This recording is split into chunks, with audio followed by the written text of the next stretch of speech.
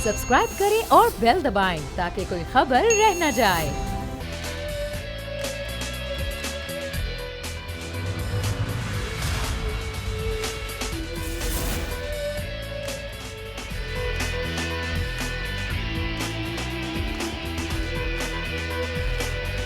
अस्सलाम वालेकुम। प्रोग्राम आज की ताज़ा खबर के साथ मैं हूं आपकी मेज़बान ज़रियाब आरिफ। नाज़रीन, सुबह से लेकर अब तक जो इस वक्त मुल्क में सियासी हलचल रही है उससे ये मालूम होता है कि जल्द मुल्क किसी सियासी बहरान का दो चार हो सकता है, जिसमें हम ये देख रहे हैं कि वफाकी वज़रा ना सिर्फ न्यूज़ कॉन्फ्रेंसेस करते हुए दिखाई दे रहे हैं, जबकि जो अपोजिशन जमातें हैं उनके सीनियर रहनुमा भी बयानबाजी में आगे आगे दिखाई दे रहे हैं। पहले तो हम देखा करते थे कि पाकिस्तान पीपल्स पार्टी और पाकिस्तान मुस्लिम लीग नून, कोई भी सियासी जमात हो जिसका ताल्लुक अपोजिशन से हो, उनमें बैक डोर राब्ते होते थे और सियासी रहनुमा सामने आने से, अपना बयान देने से कतराते थे और तस्लीम नहीं करते थे। लेकिन अब सूरत हाल कुछ काफ़ी मुख्तलिफ दिखाई दे रही है और जो राबते हो रहे हैं वो सरेआम हो रहे हैं, सबके सामने हो रहे हैं। ना सिर्फ मुल्क की दो बड़ी सियासी जमातें पाकिस्तान मुस्लिम लीग नून और पाकिस्तान पीपल्स पार्टी आपस में सियासी राब्ते कर रही हैं, बल्कि साथ ही साथ जो इत्तेहादी जमातें हैं उनसे भी मुशावरत का सिलसिला जारी है। इसके अलावा हम बात करेंगे वज़ीर आज़म इमरान खान की ज़ेर सदारत होने वाले वफाकी कैबिनेट के अहम इजलास में किसमें क्या आज बड़े फैसले हुए हैं और वो होने वाले अहम फैसले आने वाले दिनों में अपना क्या गहरा असर रसूख रखेंगे। इसके साथ साथ भारतीय वज़ीर आज़म नरेंद्र मोदी ने जो अभी हाल ही में पाकिस्तान मुखालिफ बयान दिया है उस पर भी तफसीली गुफ्तगू होगी। आज की पहली ताज़ा खबर की जानिब बढ़ने से पहले सबसे पहले अपने मेहमानों का तारुफ में आपसे करवाते चलूँ। स्टूडियो में हमारे साथ मौजूद हैं रुकन कौमी असम्बली और रहनुमा पाकिस्तान तहरीक इंसाफ जनाब आफ्ताब सिद्दीकी। सबसे बहुत शुक्रिया हमें वक्त देने के लिए। साथ ही साथ सीनियर तज्जियाकार अजीम चौधरी साहब हमें ज्वाइन करेंगे इस्लामाबाद स्टूडियो से। इसके अलावा महमूद शाह दिफाई तज्जियाकार वो भी हमें प्रोग्राम में ज्वाइन करेंगे। तो आज की पहली ताज़ा खबर यह है कि वज़ीर आज़म इमरान खान की ज़ेर सदारत वफाकी काबीना का अहम इजलास हुआ, जिसमें कुछ अहम फैसले मुतवक्के थे और सबसे जो बड़ा फैसला था वो ये था कि जो अफराद ECL में शामिल हैं, तकरीबन 172 अफराद के नामों की ये फहरिस्त थी, क्या उनके नाम ECL से निकाल दिए जाएंगे या चंद ऐसी शख्सियात के जो कि अवाम के वोटों से मुंतखब हुए हैं, क्या उनके नाम ECL में डाल दिए जाएंगे। तो फवाद चौधरी ने अब से कुछ देर पहले प्रेस कॉन्फ्रेंस की और बयान ये दिया है कि ये मामला रिव्यू कमेटी को भिजवाया जाएगा, जिसके बाद ये रिव्यू कमेटी हमें बताएगी कि जांच पड़ताल के बाद अब किन लोगों का नाम इस फहरिस्त से बाहर जाना चाहिए और किन का नहीं। आफ्ताब सिद्दीकी साहब, पाकिस्तान तहरीक इंसाफ की जानिब से, मौजूदा हुकूमत की जानिब से वज़ीर इत्तलात बयान दे चुके हैं कि ये मामला रिव्यू कमेटी में जाएगा। कितना वक्त लग सकता है, प्रोसीजर क्या होगा? जी देखिए, ये तो आज कैबिनेट की मीटिंग हुई और कैबिनेट ने ये डिसाइड किया कि कैबिनेट कमेटी में, रिव्यू कमेटी में जाएगा और केस टू केस बेसिस पे ये फैसला होगा। और इसमें मुझे एग्जैक्टली तो अंदाज़ा नहीं है कि कितना टाइम लगेगा, मगर केस टू केस बेसिस पे इसका फैसला किया जाएगा। लेकिन जो अदालती फैसलों के बारे में हम जिक्र कर रहे थे कि अदालत की जानिब से बरहमी का इजहार किया गया, बिलखुसूस अगर बात हो रही है सैयद मुराद अली शाह साहब की, तो उनके नाम पर आपको नहीं लगता कि जल्द फैसला हो जाना चाहिए? अवाम के वोटों से मुंतखब करदा नुमाइंदे हैं, वो वज़ीर आला सिंध है, बहुत सारे काम उन्हें देखना होते हैं। देखिए जी, 24 दिसंबर को GIT रिपोर्ट जो है सुप्रीम कोर्ट ऑफ पाकिस्तान में पेश की गई और उसमें रिकमेंडेशन थी कि 172 लोगों की ECL पे नाम डालने की, जिसको सुप्रीम कोर्ट ने कहा कि हुकूमत का काम है, ये हुकूमत इसको देख ले। हुकूमत ने 28 दिसंबर को ECL में ये नाम डाल दिए। जहाँ तक मुराद अली शाह साहब का ताल्लुक है, बिल्कुल आप सही कह रही हैं, उसको मेरे ख्याल है प्रायोरिटी पे गवर्नमेंट देखेगी और सबसे पहले मेरे ख्याल है उन्हीं का केस कंसीडर किया जाएगा कि उनका केस में कितनी जान है और किस तरह उनको ECL में रहना चाहिए या उसे ECL से निकाल देना चाहिए। ठीक है, आफ्ताब चौधरी साहब भी हमारे साथ मौजूद है, उन्हें शामिल गुफ्तगू करते हैं। चौधरी साहब, सूरत हाल आपने देखी, जो आज एक बड़ा डिसीजन एक्सपेक्टेड था वफाकी काबीना के इजलास के हवाले से, उसमें ये फैसला सामने आया है कि ये मामला रिव्यू कमेटी को भिजवाया जाएगा। रहनुमा PTI तो ये कह रहे हैं कि अभी गालिबन वो बता नहीं सकते कि इसके लिए कितना वक्त दरकार होगा। आपकी सियासी बसीरत, आपका तज्जिया क्या कहता है, कितना मामला दरकार होना चाहिए इस अहम इशू को लेकर? देखिए, आइंदा पीर को इस केस की दोबारा समाअत होगी सुप्रीम कोर्ट में और यकीनन वहाँ पर बहस होगी। उससे पहले जवाबात आ चुके होंगे और उसकी रोशनी में सुप्रीम कोर्ट यकीनन एक लाया अमल उसका ऐलान करेगी और तारीखें देगी कि उन्होंने कब समाअत करनी है और किस तरह समाअत होगी। और अगर सुप्रीम कोर्ट की अपनी डायरेक्शन भी कुछ इसी तरह की आ गई तो फिर क्या किया जाएगा। और अगर सुप्रीम कोर्ट की डायरेक्शन ऐसे नहीं आएगी तो यकीनन उससे पहले कुछ लोगों को तो निकाल दिया जाएगा। जो मैं सुन सका फवाद साहब की ज़ुबान से वो ये था कि वो लोग जो इस दुनिया में नहीं, उनके नाम तो फौरी निकाल दिए जाएंगे। रिव्यू कमेटी कायम कर दी जाएगी। आगे 2 छुट्टियां आ रही हैं और उन छुट्टियों में तो रिव्यू कमेटी काम नहीं करेगी। वैसे भी मुल्क के इंतज़ामी मामलात हुकूमत चलाती है, सुप्रीम कोर्ट नहीं चलाती। सुप्रीम कोर्ट के हुक्म को उन्होंने तस्लीम किया, रिव्यू किया और रिव्यू करने के बाद एक फ़ैसला कर लिया कि हम इसका एक एक केस का फ़ैसला करेंगे और एक एक केस की फ़ैसले की रोशनी में जिन लोगों के नाम ज़रूरी होंगे उनको ECL से निकाल दिया जाएगा। वैसे तो पाकिस्तान के वज़ीर ख़जाना ख़ुद इस मुल्क से फ़रार हो चुके हुए हैं और वो कई मरात के जो थे वो हिस्सेदार भी रहे कि उनको वो बरात मिलती रही तावक्त के उनकी टेन्योर ख़त्म नहीं हो गई या पासपोर्ट उनका कैंसिल नहीं हो गया। मुराद अली शाह साहब अगर चले भी जाएंगे, जैसे कि वो पहले भी मुल्क से बाहर जाते रहे हैं, तो कोई हरज की बात नहीं होगी और अगर वो ना भी जाएंगे तो कोई फ़र्क नहीं पड़ेगा, चूँकि हुकूमत कोई एक फ़र्द नहीं चला रहा होता, काबीना चला रही होती है और जब मुल्क का प्राइम मिनिस्टर बाहर जाता है तो तब भी तो मुल्क चलता है। आज शाम में या कल प्राइम मिनिस्टर भी मुल्क से बाहर जाएंगे तो मुल्क तो चलेगा, मुल्क का निज़ाम चलता रहेगा। ये यकीनन एक सियासी मामला बना दिया गया है, हालांकि ये सियासी मामला नहीं था, ये एक करप्शन का मामला था, इंतज़ामी मामला था और इसको सियासत की भेंट चढ़ाकर करप्शन के मामलात को छुपाने की कोशिश की जा रही है। इस पर जो आहो बका हो रही है वो इसलिए हो रही है कि करप्शन छुप जाए और बाकी मामलात को आगे ले आएँ। जैसे आज मुर्तज़ा वहाब साहब कराची में खड़े होकर 3 मुख्तलिफ इश्यूज़ की बात कर रहे थे। उन इश्यूज़ के साथ ज़रा सूबाई हुकूमत के मामलात को देख लीजिए कि सूबाई हुकूमत क्या कर रही है। और जहाँ तक NFC का मामला है उसमें चीज़ें तय हो गई हुई हैं सूबों के मामलात के हवाले से, उनके माली मामलात के हवाले से, और उनको पैसे वो मिल रहे हैं। जहाँ कहीं पैसे नहीं मिल रहे तो पाकिस्तान की मौजूदा मुआशी सूरत हाल इस बात की मुतकाज़ी है कि अगर पैसे रुक के मिल जाए लेकिन मिल जाए तो बहुत गनीमत होगी। पाकिस्तान मुआशी तौर पर तो फैसले जितनी जल्दी नहीं है हो और जाए ना उतना ही बेहतर होगा। आखिर मुल्क की जमहूरियत को भी आगे बढ़ाना है, मुल्क के मसाइल भी देखने हैं, सिर्फ सियासी मसाइल जो हैं उन्हीं को नहीं देखना। ये काफ़ी मामला जो हैं वो फौरी तौर पर अगर इनका हल हो जाना ज़रूरी है तो यकीनी तौर पर मुल्क की जो मसाइल हैं वो किसी हद तक कम होने का नाम लेंगे। तो नाज़रीन, आज की दूसरी ताज़ा खबर को बनाने का हिस्सा और बात करेंगे ख्वाजा साद रफ़ीक की, जिनका कहना है कि अगर ज़रूरत पड़ी तो हम पीपल्स पार्टी से हाथ भी मिला सकते हैं। आसिफ अली ज़रदारी से हाथ मिलाने की बातें की जा रही हैं। मुस्लिम लीग नून के रहनुमा ख्वाजा साद रफ़ीक की जानिब से उन्होंने कहा कि कानून साजी के लिए अपोजिशन मुत्तहिद हो और पाकिस्तान में एहतसाब के नाम पर जो जराइम बरसों से जारी है उसके खात्मे के लिए अब एहतसाब के नाम पर जराइम का सिलसिला रुक जाना चाहिए। पाकिस्तान मुस्लिम लीग नून के रहनुमा शेख रुहेल असगर साहब ने हमें ज्वाइन किया है, उनका पॉइंट ऑफ व्यू ले लेते हैं। शेख साहब, बहुत शुक्रिया वक्त देने के लिए। कहते हैं कि दुश्मन का दुश्मन दोस्त होता है, ये मिसाल आप लोग सच करते चले जा रहे हैं। अब इसको आप एक जिस शैली में रहते हैं तो सियासत है और सियासत में कोई हरफे जी शेख रुहेल असगर साहब, जी मैंने आपसे अर्ज किया कि सियासत में हरफे आखिर नहीं होता। सियासत में दोस्तियां बदलती हैं, मुखालफतें बदलती हैं, इख्तलाफात होते हैं, सियासत में भी इख्तलाफात होते हैं, वो नजरियाती इख्तलाफात होते हैं।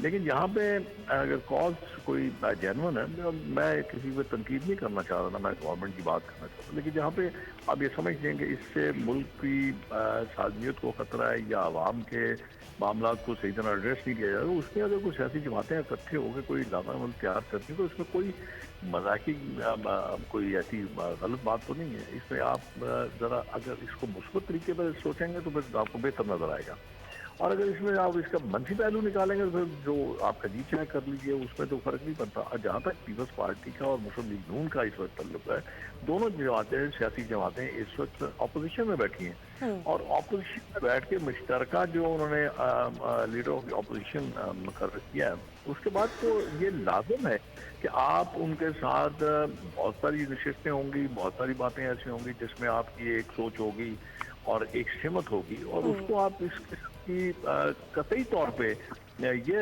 आप रुख नहीं दे सकते कि वो शायद हुकूमत के खिलाफ कुछ। लेकिन ये जो नए कानून साजी की बात हो रही है शेख साहब, ये जो नई कानून साजी की बात हो रही है, आप थोड़ा सा जरा इस पर रहनुमाई कर दें हमारे कि किस किस्म की नई कानून साजी होने जा रही है। आप कौन सा नया कानून मुतारिफ करवाएगी अपोजिशन मिलकर, ये स्पेशली मुत्तहिदा अपोजिशन पीपल्स पार्टी और नून लीग? की मैं आपको गुजारिश करता हूँ, इसमें मेरे ख्याल में शायद अगर आप थोड़ा सा तफसील में चले जाए तो उसमें आपको नजर आएगा कि गवर्नमेंट भी इस मामले में मेरे ख्याल में शायद उनका भी सोच यही था कि नैब के कानून जो इस किस्म के हैं जिनको तब्दील होना चाहिए, आ रही यही थी ना कि इस कानून साजी होनी चाहिए।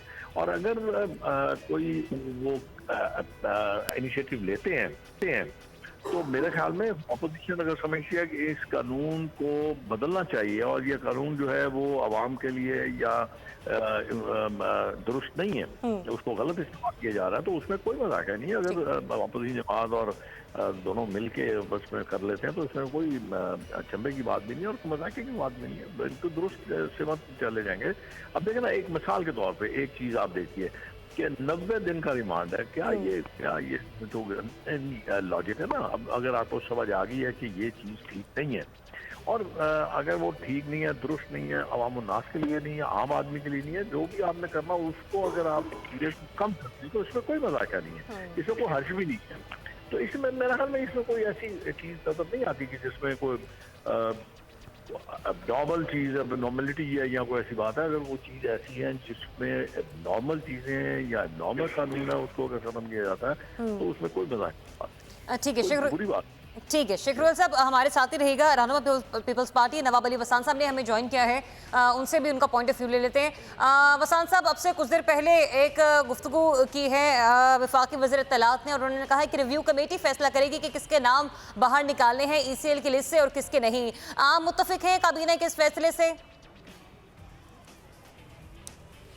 बिस्मिल्लाहिर्रहमानिर्रहीम। सबसे पहले कि ये इनके जो फ़ैसले हैं, कभी तो ये कहते हैं कि सिंध से चीखें निकल रही हैं, कभी तो ये कहते हैं कि ये इनका गवर्नर का तनख्वाह सिंध से ले रहा है, वफादारी वफाक से ले रहा है। तो इस तरीके से ये इनको काम करना और जिस तरीके से मुराद अली शाह साहब का ECL में नाम आ गया तो फ़ौरन इनके बंदे ये बड़ी हार्स ट्रेडिंग की करने की कोशिश कर रहे हैं। ये समझ में नहीं आ रहा।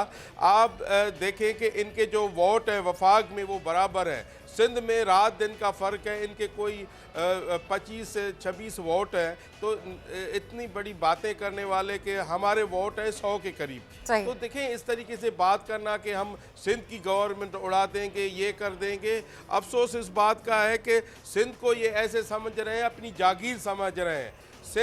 सिंध पूरा पाकिस्तान को पाल रही है और इतना सिंध का रेवेन्यू पूरे पाकिस्तान को जा रहा है 75%। अगर उनकी मद में ये अगर सिंध को धमकियां दे दें, सिंध को कुछ कह दें तो ये अफसोसनाक होगा। इमरान खान की समझ में नहीं आ रहा कि वो मुल्क का वज़ीर आज़म है या क्या है। तो इस तरीके से ये बात करना, शायद इनके जो इर्द गिर्द लोग हैं वो उन्हें शायद गलत मशवरे दे रहे हैं, ये आप कह रहे हैं। सिद्दीकी साहब, आपने गुफ्तगू सुनी वसान साहब को कह रहे हैं कि जो इर्द गिर्द के लोग मशवरे दे रहे हैं वो शायद इमरान खान को गलत गाइड कर रहे हैं। और साथ साथ वसान साहब ये भी कह रहे हैं कि हॉर्स ट्रेडिंग का अमल शुरू किया हुआ पाकिस्तान तहरीक इंसाफ ने, लेकिन राब्ते तो पीपल्स पार्टी और मुस्लिम लीग नून कर रहे हैं। देखिए, ये तो सियासत काफ़ी अर्से से, ये पिछले 10 साल से कर रहे हैं, मुल्क मकाओ की सियासत कर रहे हैं। एक बारी आपकी, एक बारी पीपल्स पार्टी की, ये सिलसिला चल रहा है। हम तो बात करते हैं गवर्नेंस के ऊपर। आप आ जाइए, पिछले 10 साल में 11वां साल शुरू हो गया। सिंध गवर्नमेंट ने कराची को या पूरे सिंध को क्या दिया, ये खुद कह रहे हैं 75% रेवेन्यू सिंध देता है, जिसका 92% कराची रेवेन्यू जनरेट करता है। और कराची के लिए इन्होंने क्या डेवलपमेंट किया 11 साल में? ना इन्होंने पानी का कोई मसला हल किया, ना इंफ्रास्ट्रक्चर का मसला हल किया, ना ट्रांसपोर्टेशन का मसले हल किए। कंप्लेंट सेंटर पिछले 11 साल से चीफ मिनिस्टर हाउस में काम कर रहा है, उसमें भी इनकी कोई आउटपुट नज़र नहीं आ रही है हमें। हर तरफ जो है तमाम इदारे जो है ना पोलिटिसाइज हो गए हैं। ये तो JIT पे से प्रेशर हटाने के लिए, उसकी तवज्जो हटाने के लिए खुद बात कर रहे हैं गवर्नर राज की। आप बताइए, मीडिया बताए कि किस फेडरल गवर्नमेंट ने, के मिनिस्टर ने या फेडरल लीडर ने ये कहा हो कि गवर्नर राज की बात। तो हमने तो कहीं बात नहीं की। हमने ये ज़रूर बात की हमारे प्रेसिडेंट कराची के PTI के खुर्रम शेज़बान साहब ने कि क्योंकि चीफ मिनिस्टर के ऊपर JIT में ये रिपोर्ट में ये आया है कि उन्होंने फैसिलिटेट किया है, इस बेसिस पे एक अच्छे जेस्टर के तौर पे उनको रिज़ाइन कर देना चाहिए। वो एक अलग बात है। सिंध गवर्नमेंट हटाना, तोड़ना या गवर्नर राज लगाना, ये तो हम बात ही नहीं कर रहे, ये तो खुद इन्होंने अपना मामला छेड़े हुए हैं ताकि JIT से तवज्जो हटाई जा सके।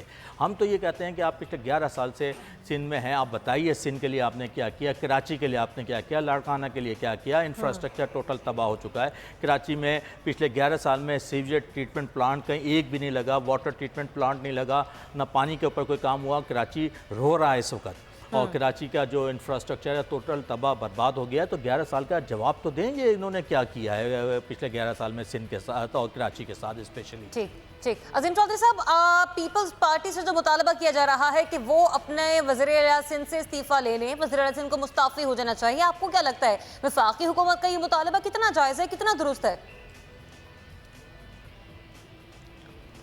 मैं ये समझता हूँ कि ये एक राइट है अपोजिशन का कि वो दबाव बढ़ाए, और दबाव बढ़ाने के लिए वो इस्तीफ़ा मांग रहे हैं। बज़ाहिर ये बात काफ़ी नामुमकिन नज़र आती है कि अपोजिशन वहाँ वोट ऑफ नो कॉन्फिडेंस मंजूर करवा सकेगी, क्योंकि उसके पास अपनी अक्सरियत तो नहीं है। अक्सरियत होती तो वो खुद हुकूमत होते।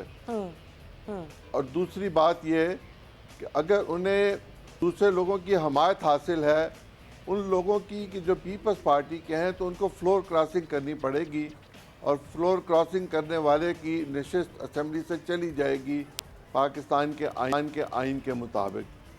मुतालबा करना, दबाव बढ़ाना, ये अपोजिशन का काम होता है। खुद पीपल्स पार्टी के लोग वफाकी हुकूमत के बारे में जो कुछ कह रहे हैं, वज़ीर आज़म के बारे में कह रहे हैं, वज़रा के बारे में कह रहे हैं, वो सब भी तो उस दबाव को बढ़ाने के लिए ही है कि जिस तरह का दबाव पाकिस्तान पीपल्स पार्टी सिंध पर बढ़ाने की जो है वो PTI कोशिश कर रही है। मेरा नहीं ख्याल कि PTI उसमें कामयाब हो सकेगी, और अगर वज़ीर आला के ख़िलाफ़ कोई मुकदमा दर्ज हो गया जो अभी नहीं हुआ, तो फिर पीपल्स पार्टी ख़ुद अपने वज़ीर आला को तब्दील कर लेगी। वो ये नहीं चाहेंगे कि उनका वज़ीर आला जेल जाए और वह वज़ीर आला भी रहे, और ये मुमकिन भी नहीं होगा कि वह जेल में बैठ के वज़ीर आला के तौर पर काम कर सके। ना फाइलें वहाँ जा सकती हैं और ना लोग उनसे मिलने वहाँ जा सकते हैं, ना वो कैबिनेट की इजलास वहाँ कर सकते हैं। इसके लिए ये ज़रूरी होगा कि पीपल्स पार्टी ख़ुद ये फ़ैसला करे कि उसको क्या करना है, लेकिन कुछ ना कुछ तो उनको करना पड़ेगा। दबाव बढ़ता चला जा रहा है, और अगर ये मुकदमात वाकई इसी तरह ही हैं जिस तरह कहे जा रहे हैं, और सुप्रीम कोर्ट इन पर कोई वर्डिक्ट देकर इन्हें किसी ट्रायल कोर्ट की तरफ भेज देता है, तो फिर मुराद अली शाह साहब ही नहीं, फिर जरदारी साहब और बाकी तमाम लोगों के लिए भी बहुत ज़्यादा दिक्कत पैदा हो जाएगी। ठीक। वसान साहब, जिस तरह के कुछ दिन पहले ये बयान आया था वफाकी वज़ीर इत्तलात की तरफ से, जब JIT रिपोर्ट मंजर यहाँ पर आई थी, कहा यह गया था कि मुराद अली शाह एक ऐसा कैरेक्टर हैं जो कि मनी लॉन्ड्रिंग का पैसा बाहर मुल्क से ले जाने के सिलसिले में बड़े फॉर्मलाइज पर्सनैलिटी रहे हैं, बड़ी एक अहम शख्सियत का किरदार उन्होंने अदा किया है। अगर उन पर इतने संगीन इल्ज़ामात हैं तो ये कैसे मुमकिन है कि उनका नाम ECL से बाहर निकाल दिया जाए? और अगर ऐसा नहीं होता तो पीपल्स पार्टी के पास क्या क्या ऑप्शंस है, नासिर हुसैन शाह और सईद गानी साहब? नहीं, देखें, आप ये देखें कि जिसने बात की है, जो वफाक का नुमाइंदा है, वफाक का वो मिनिस्टर है, देखें वो फटे हुए ढोल की तरह जो बातें करना, ये इनको पता है कि ये उसको पूछो तो आपने आज तक कितनी पार्टियां चेंज की हैं, कहाँ जूते साफ किए हैं। तो इस तरीके से ये बात करना कि मुराद अली शाह ने करप्शन किया है, कि मुराद अली शाह के ऊपर ये केस बनेगा, ऐसा कोई नहीं है। यही CM रहेगा, यही है, और इनको हिम्मत है, ये करके दिखाएं। इंशाअल्लाह सिंध की आवाम, सिंध के लोग, सिंध के MPA कभी भी ये इनको जो पाकिस्तान पीपल्स पार्टी को मायूस नहीं करेंगे। और पाकिस्तान पीपल्स पार्टी सबसे बड़ी जमात है जिसके जमहूरियत के लिए जितनी कुर्बानियाँ दी हैं। ये बार बार ये कहते हैं कि इनका मुकमुका, हमने भाई किस चीज़ का मुकमुका किया? हम तो चाहते हैं कि मुल्क मजबूत हो, हम तो चाहते हैं सिंध मजबूत हो, हम तो चाहते हैं कि पाकिस्तान की आवाम मजबूत हो। आप मुकमुका करके आए हैं, आप मुकमुका करके बातें करते हैं। आपने 4 माह में या 5 माह में जो बातें की हैं, ये पता नहीं है कि आप कहां से क्या बात कर रहे हो। आपको ये भी पता नहीं होता। वो खुद ही कहते हैं कि मैं मुझे वजीर आजम का पता नहीं, मेरी पीरनी कहती है कि तुम वजीर आजम हो, एक्शन लो, तो एक्शन उनको ठीक तब है, पता ठीक होता है, है ठीक जब है वो वसाम साहब, आपका कहती है कि मौक़िफ़ वो आ गया एक्शन आपको, ले। लेकिन अजीम चौधरी साहब के भी क्वेश्चन को मैं जरूर रेज करूंगी। उन्होंने ये कहा कि जरा ये भी बता दें कि भुट्टो साहब ने कितनी पार्टियां तब्दील की थी, इसका भी जवाब मैं आपसे जरूर लूंगी। नाज़रीन, अभी एक ब्रेक की जानी बढ़ेंगे, जब ब्रेक के बाद वापस आएंगे तो बात करेंगे कि सिंध की सियासत में इस वक्त यूसुफ रजा गिलानी को अब क्या टास्क सौंपा गया है और आने वाले दिनों में इत्तेहादी जो जमातें हैं उनसे राबतों में वो किस हद तक कामयाब होंगे, इस बारे में बात होगी। लेकिन इस ब्रेक के बाद हमारे साथ रहिए।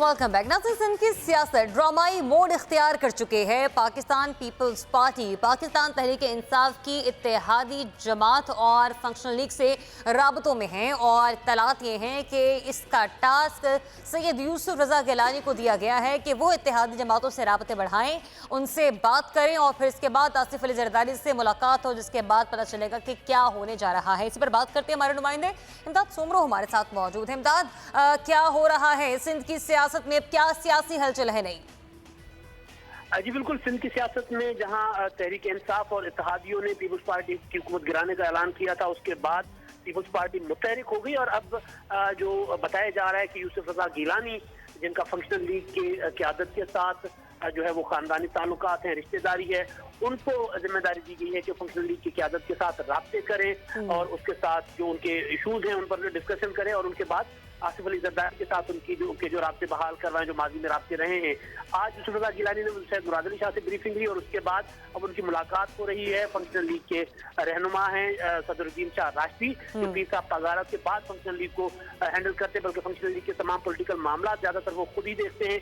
सदरुद्दीन शाह राशदी अल मारूफ यूनिस साईं, अभी उनकी मुलाकात हो रही है यूसुफ रजा गिलानी के साथ और उसके बाद बताया जा रहा है कि वो अगर चले देखते हैं इमदाद ये मुलाकात कब तक खत्म होती है और क्या फैसला सामने आता है फंक्शनल लीग की जानिब से। क्या वाकई ये इत्तेहादी जमात जो है वो बाय बाय कह देगी पाकिस्तान तहरीक इंसाफ और पीपल्स पार्टी के साथ चलने को तैयार हो जाएगी? आपने गुफ्तगू सुनी सिद्दीकी साहब, क्या लग रहा है आपको कि फंक्शनल लीग से पाकिस्तान पीपल्स पार्टी के जो राबते हो रहे हैं वो किस हद तक कामयाब रहेंगे और आपके लिए कितने कोई खतरनाक साबित होंगे?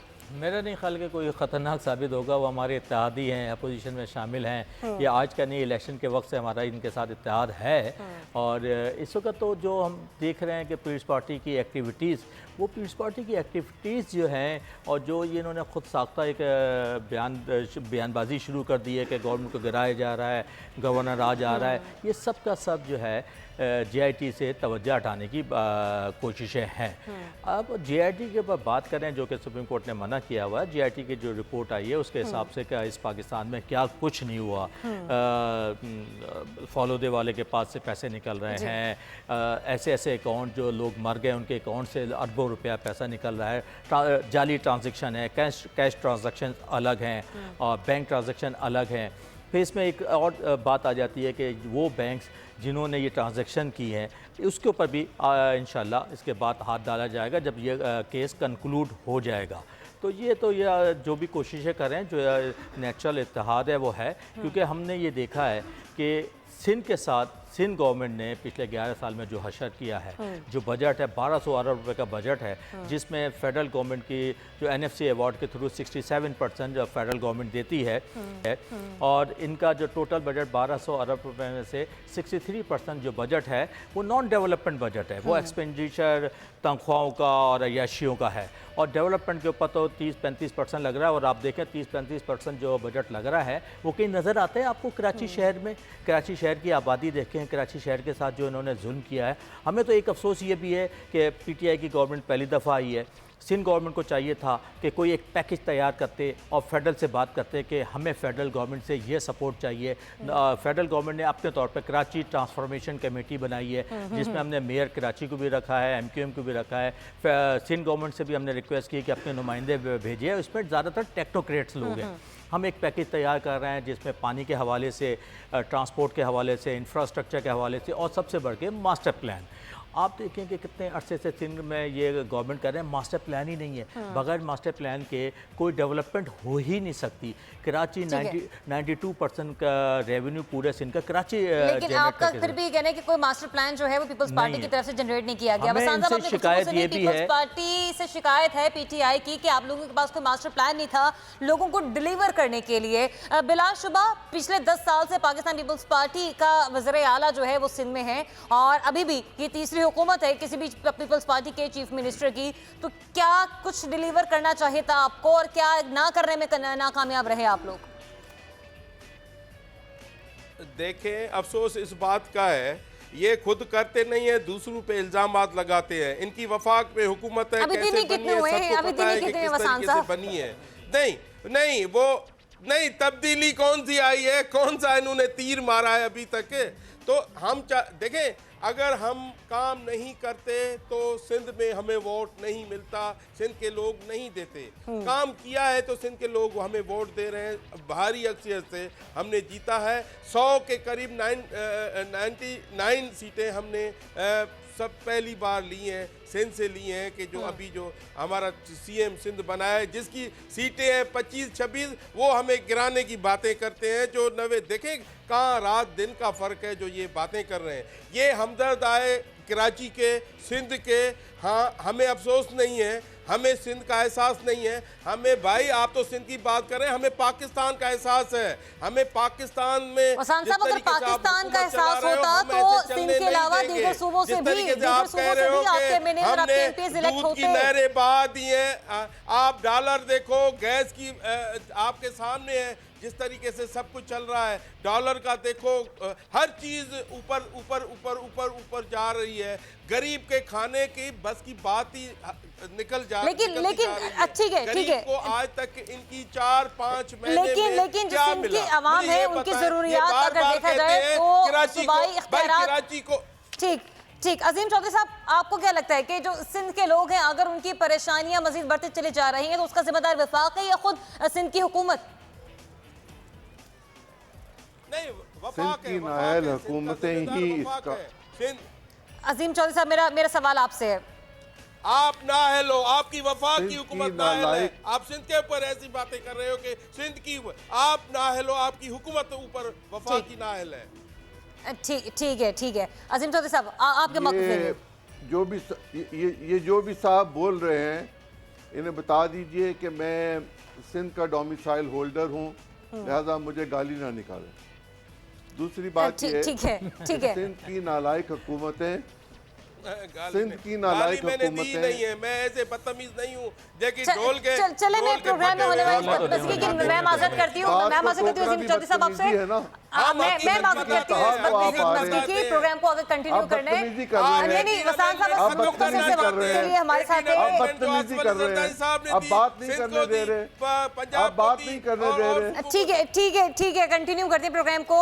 पीपल्स पार्टी के रहनुमा नवाब अली वसांत साहब, बहुत शुक्रिया हमें वक्त देने के लिए।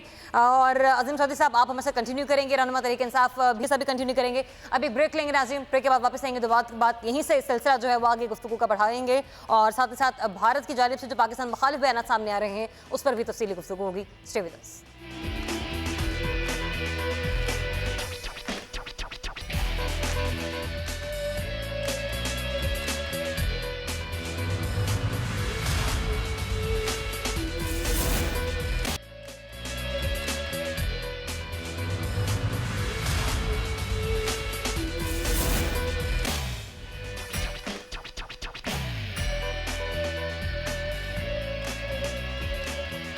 वेलकम बैक नाज़रीन। ब्रेक पर जाने से पहले अजीम चौधरी साहब कुछ अपने बात कहना चाह रहे थे, तो पहले उनसे उनका पॉइंट ऑफ व्यू ले लेते हैं, फिर इसके बाद अगली स्टोरी की तरफ बढ़ते हैं।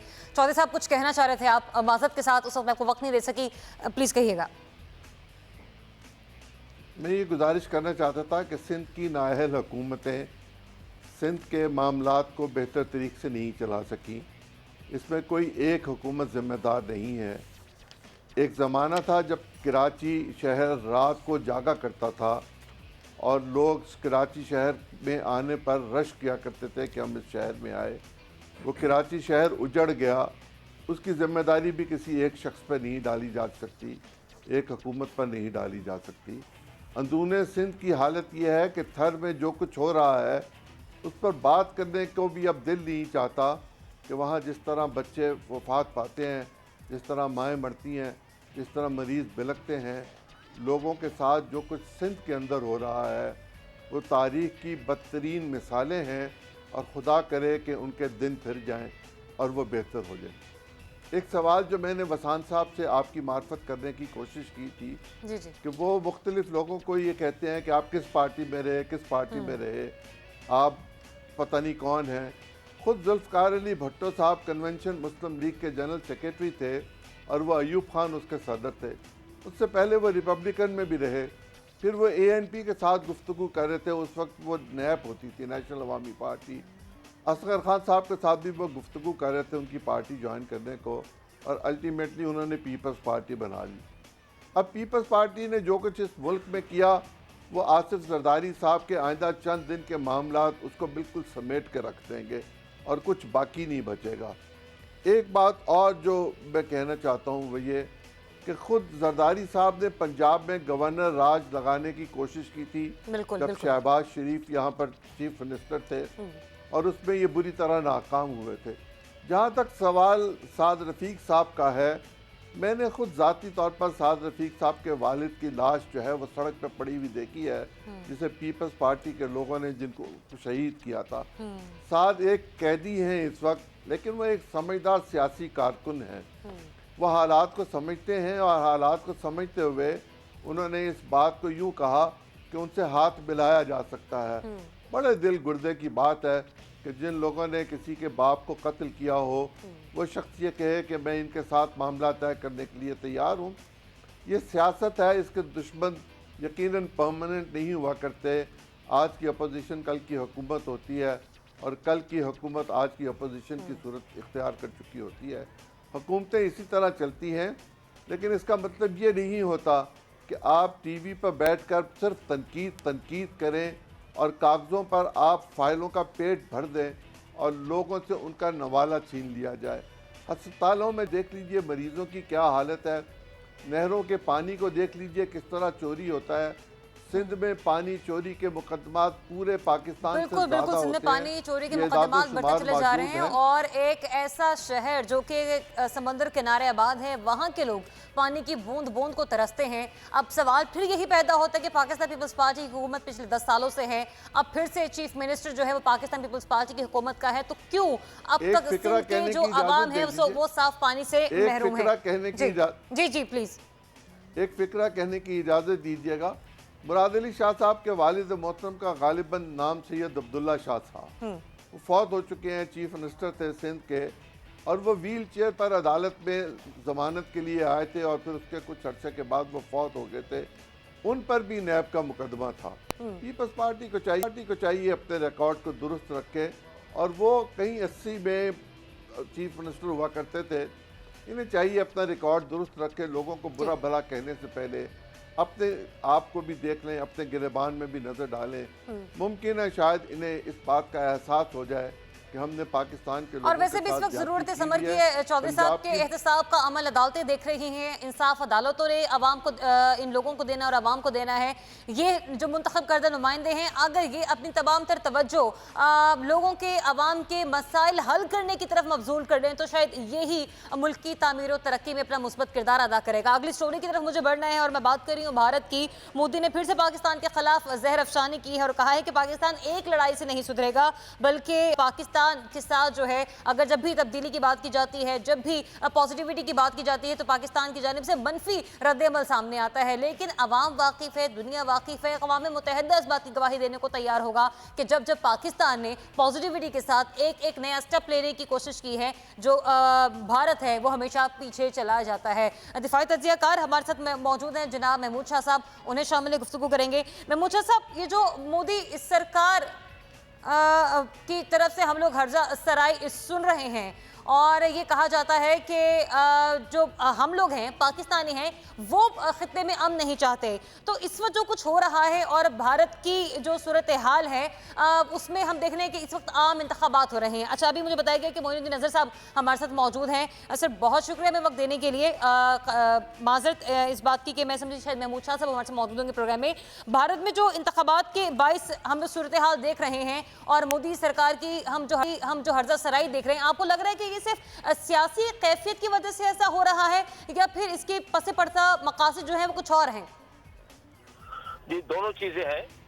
एक तो वहाँ पर उनके इंतखाबात में पाकिस्तान एक अहम अंसर होता है जी। और वहाँ के जो हिंदू वोटर्स हैं, अगर पाकिस्तान के खिलाफ हर्जा सराई की जाए, धमकियां दी जाएं, तो वो जो है बीजेपी की हुकूमत से खुश होते हैं, उनको वोट पड़ जाते हैं। तो एक तो ये वजह है। दूसरी बात है कि उनका एक बड़ा प्लान भी है कि वो नहीं चाहते कि पाकिस्तान में सियासी इस्तेकाम आए, माशी इस्तेकाम आए, यहाँ पर अमन हो। वो सीपेक के भी खिलाफ हैं, तो इसलिए भी वो पाकिस्तान को नहीं चाहते कि पाकिस्तान मजबूत हो। तो उनका लॉन्ग टर्म प्लान तो ये है, और अमेरिका से मिलकर और अफगानिस्तान का सॉल इस्तेमाल करके वो पाकिस्तान के खिलाफ कार्रवाइयाँ करते हैं, और ये दोनों अंसर शामिल है जो आपने बताए। ठीक, बहुत शुक्रिया मोइनुद्दीन हैदर हमें अपना वक्त देने के लिए। महमूद शाह साहब एक बार फिर से हमारे साथ मौजूद हैं। महमूद शाह साहब, जो भारत की जानिब से हर्जा सराई सामने आ रही है, ये भारत के अंदरूनी सियासी मामलात हैं या फिर मामलात कुछ और हैं? फिर से बताया गया है लाइन ड्रॉप हो गई है। आफ्ताब सिद्दीकी साहब, मेरे सवाल का जवाब आप देते। कि देखिए, भारत की तो हमेशा से ये सिलसिला रहा है और एक दफ़ा वो अपनी ख्वाहिश पूरी कर ले कि लड़ाई करनी है तो करके देख लें, तो उनको पता चल जाएगा। और हमारे पास जो अल्हम्दुलिल्लाह एटॉमिक पावर है हम, और ये एटॉमिक बम जो है ना, हमने कुछ दिखाने के लिए या सेव करने के लिए तो बनाया नहीं है। और इमरान खान साहब जब प्राइम मिनिस्टर बने थे उस वक्त भी उन्होंने आते ही सबसे पहले यही कहा था कि आप एक कदम आगे बढ़ें, 2 कदम हम बढ़ना चाहते हैं। हमारी अमन की ख्वाहिश ज़रूर है, मगर इसका मतलब ये नहीं है कि हम किसी चीज़ पर कंप्रोमाइज़ कर लें। ये हमेशा होता है जब भी इलेक्शन होते हैं तो बीजेपी जो है इस किस्म की हरकतें करती है। तो हम तो चाहते हैं, क्योंकि नेबर्स कभी भी चेंज नहीं हो सकते, बॉर्डर हमारा चेंज नहीं होगा। हमारी फ़ौजें ईस्टर्न बॉर्डर पे भी इंगेज हैं, वेस्टर्न बॉर्डर पे भी इंगेज हैं। अल्हम्दुलिल्लाह इस मुल्क की हिफाजत के लिए पूरी तरह चौबन है, तो वो अपनी ख्वाहिश पूरी करना चाहें कर लें। कभी कहते हैं सर्जिकल स्ट्राइक करेंगे, ड्रोन तक तो वो उड़ा नहीं सकते, उनकी अपनी कैपेसिटी तो देखें।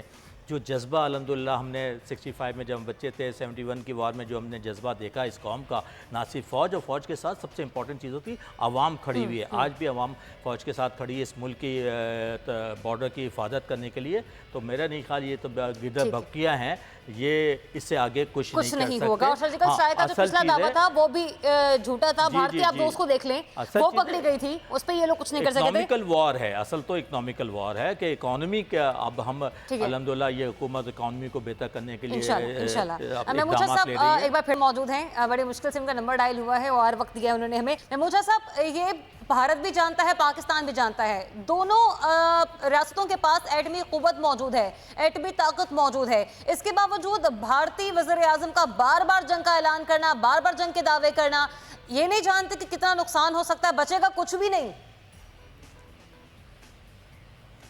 दरअसल वो न जंग कर सकता है और उसको ख़ुद भी मालूम है, लेकिन भारतीय आवाम को धोखा देने के लिए जिस तरीके से वो ओपनली पिछले 5 साल में उसने जो एक कांग्रेसी हुकूमत थी उनको इसी पॉइंट के ऊपर कि पाकिस्तान के ख़िलाफ़ बोलो, मुसलमानों के ख़िलाफ़ पॉलिसी सख्त रखो, इसी के ऊपर वो अपनी पॉलिटिक्स कर रहे हैं। और मुझे हैरानगी है कि इंडिया के जो आवाम है वो तो कोई शऊर सियासी रखते होंगे, उनको मालूम होना चाहिए कि आदमी ना कुछ करेगा ना ये कुछ कर सकता है। ये जो उनकी बातें हैं ये गीदड़ भभकियाँ हैं जिसका आगे से कोई इफ़ेक्ट होना नहीं है। तो मेरे ख्याल में हमें भी अच्छी तरह मालूम है कि ये जो कह रहा है क्या ये कर सकता है। इसने पहले कहा था सर्जिकल स्ट्राइक करेंगे, तो सर्जिकल स्ट्राइक हुई कि नहीं हुई। तो सियासी बात एक ही है और मिलिटरीली जिसको आप सर्जिकल स्ट्राइक कह सकते हैं कि आप किसी के टेरिटरी में जाके कोई ऑपरेशन करें, वो उन्होंने की नहीं। लेकिन अभी तक जो है मेरे ख्याल में वो इतना झूठ बोलता है जिसके आगे आवाम उसको पूछने वाला कोई नहीं है। और ये उम्मीद की जा सकती है कि ये अभी आगे जो इलेक्शन के दिन नज़दीक आते जाएंगे इसी 2019 में, ये इसको और भी तेज करेगा। ये लेकिन जो महबूब शाह ज़ुबानी साहब जंग किस है तरह से ये और सियासी मेरे ख्याल मकासद को हासिल कर सकते हैं भारतीय वज़ीर आज़म? 3 रियासतों से इलेक्शन हार चुकी है बीजेपी की हुकूमत। जी दरअसल हार सकती है बिल्कुल। बीजेपी की जो हुकूमत है, जो आरएसएस की आइडियोलॉजी है, जो स्कूल के बच्चों को लेके उनको पढ़ाता है कि हमने मुसलमानों को ख़त्म करना है और हमने जो है पाकिस्तान को ख़त्म करना है, ये कैसे उनके पास उनके दिमागों में ये आ जाती है। और ये एक फंडामेंटलिस्ट आइडियोलॉजी है। ये वो है जो हम अपने तौर पे इसमें से नुकसान उठा चुके हैं, जिसको आप कह सकते हैं ये जो दहशतगर्दी थी। तो इंडिया जो है अभी एक्चुअली इंडिया जो है वो दहशतगर्दी अपने बच्चों को पढ़ा रहा है। और मेरे ख्याल में ये जब उनके हाथ से निकल जाएगा तो आप देखें कि इंडिया जो है वो तो छोटे छोटे टुकड़ों में तकसीम हो जाएगा।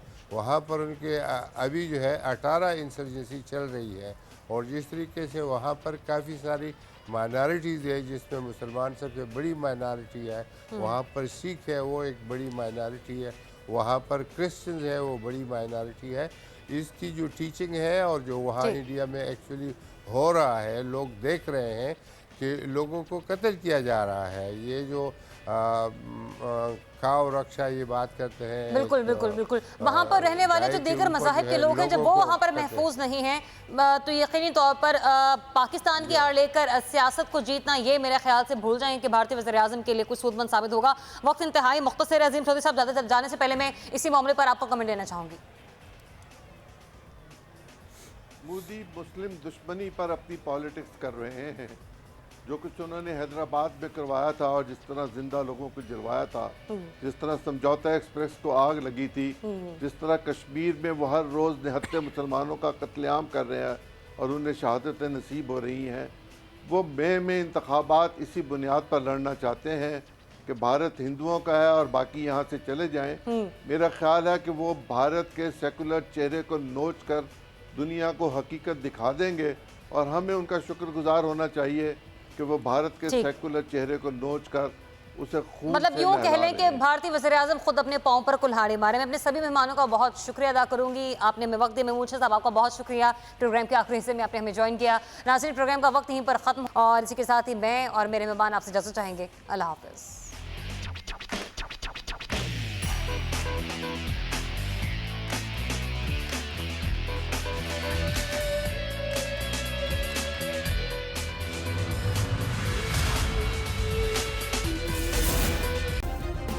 सब्सक्राइब करें और बेल दबाएं ताकि कोई खबर रह न जाए।